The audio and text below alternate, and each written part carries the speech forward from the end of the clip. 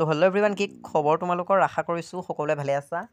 আজি মই ক্লাছ 12ৰ ছাত্ৰ ছাত্ৰীসকলৰ বাবে পলিটিকেল ছায়েন্সৰ এখন প্ৰি টেষ্টৰ কুৱেশ্যন পেপাৰ লৈ আহিছোঁ। কুৱেশ্যন পেপাৰখন মষ্ট ইম্পৰ্টেণ্ট হয়। এই কুৱেশ্যন পেপাৰখন যদি তোমালোকে প্ৰেক্টিছ কৰা, তোমালোকৰ পৰীক্ষাত তোমালোকে এটা ভাল মাৰ্কছ পাবলৈ সক্ষম হ'বা। আজি এই কুৱেশ্যন পেপাৰখন ভালদৰে চাই যোৱা আৰু প্ৰেক্টিছ কৰিবা, তোমালোকে লেটাৰ মাৰ্ক পাবলৈ সক্ষম হ'বা।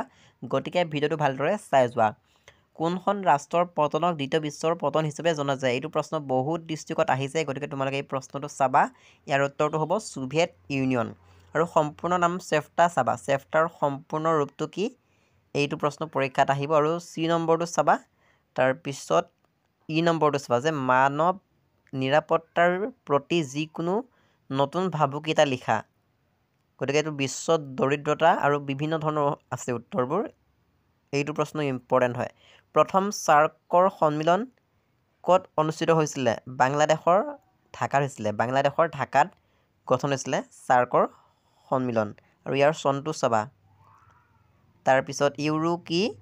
1985 চনত ছোভিয়েট ইউনিয়নত ডেছ সংস্কাৰ সূচনা কৰিছিল। উত্তৰটো হ'ব মিখাইল গৰ্বাচেভে সংস্কাৰ সূচনা কৰিছিল। গতিকে এইটো প্ৰশ্ন তোমালোকে পৰীক্ষাত চাই যাব লাগিব।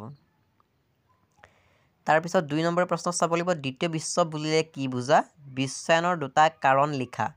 পৰম্পৰাগত নিৰাপত্তা আৰু অপৰম্পৰাগত নিৰাপত্তাৰ মাজত দুটা পাৰ্থক্য লিখা। এইটো কমন হয়।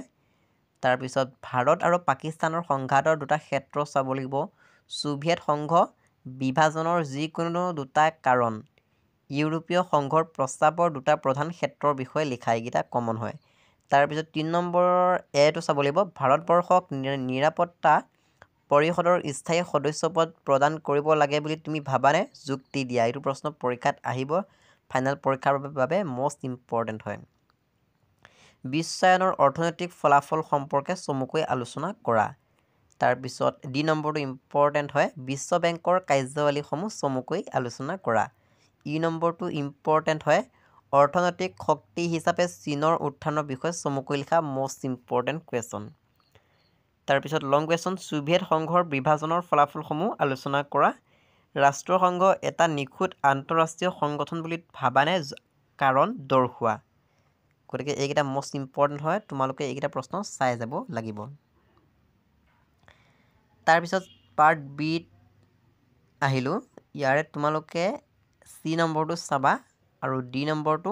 গতিকে এইকেইটা 1 নম্বৰীয়া প্ৰশ্ন গোটেইকেইটা চাবই লাগিব। তাৰপিছত 6 নম্বৰ এ নম্বৰটো চাব লাগিব। ভাৰতীয় জনসংঘৰ দুটা আদৰ্শ উল্লেখ কৰা। ভাৰতৰ বৈদেশিক নীতিৰ যিকোনো দুটা বৈশিষ্ট্য উল্লেখ কৰা। তাৰপিছত মণ্ডল আয়োগৰ দুটা পৰামৰ্শ লিখা। এইটো আহিব। 1977 চনৰ লোকসভা নিৰ্বাচনৰ দুটা ফলাফল উল্লেখ কৰা বা ফলাফল লিখা। এইটো আহিব। তাৰপিছত মৰ্চাৰ চৰকাৰৰ দুটা বৈশিষ্ট্য চাব লাগিব। ভাৰত বিভাজনৰ দুটা ফলাফল। ভাৰতবৰ্ষত সাম্প্ৰদায়িকতাবাদ ৰোধৰ বাবে দুটা পৰামৰ্শ দিয়া। এইটো প্ৰশ্ন আহিব। মষ্ট ইম্পৰ্টেণ্ট হয়। তাৰপিছত ইয়াত দেখিছা 7 number A B C most important হয়। 7 নম্বৰ এ আৰু চিটো তোমালোকৰ পৰীক্ষাত আহিব আৰু বি নম্বৰটোতো পৰীক্ষাত আহিবই। 1975 চনত আভ্যন্তৰীণ জৰুৰী অৱস্থা ঘোষণা কাৰণসমূহ আলোচনা কৰা। এইটো কমন। তাৰপিছত উত্তৰ পূব ভাৰতৰ বিচ্ছিন্নতাবাদী আন্দোলনৰ বিষয়ে আলোচনা কৰা। এইটো প্ৰশ্ন আহিব লং কুৱেশ্যনৰ। তাৰপিছত 8 number A B C D এইকেইটা মষ্ট ইম্পৰ্টেণ্ট হয়। এইকেইটা তোমালোকে চাব লাগিব। গতিকে এইকেইটা আছিলে মষ্ট ইম্পৰ্টেণ্ট কুৱেশ্যন। এইখনেই আছিলে কুৱেশ্যন পেপাৰ পলিটিকেল ছায়েন্সৰ। গতিকে এই কুৱেশ্যন পেপাৰখন তোমালোকে প্ৰেক্টিছ কৰি যাবা। তোমালোকৰ পৰীক্ষাত এই কুৱেশ্যন পেপাৰখনৰ পৰা বহুতকেইটা প্ৰশ্ন কমন পৰিব। গতিকে ভিডিঅ'টো কেনে লাগিল কমেণ্ট বক্সত জনাবলৈ নাপাহৰিবা। ভিডিঅ'টো যিমান পাৰা শ্বেয়াৰ কৰি দিয়া। চেনেলটো যদি ছাবস্ক্ৰাইব কৰা নাই, এনেধৰণৰ কুৱেশ্যন পেপাৰ আৰু ক্লাছ 12ৰ ফাইনেল পৰীক্ষাৰ বাবে ইম্পৰ্টেণ্ট কমন কুৱেশ্যন আনচাৰ পাবলৈ তোমালোকে এই চেনেলটো ছাবস্ক্ৰাইব এতিয়াই কৰি লোৱা।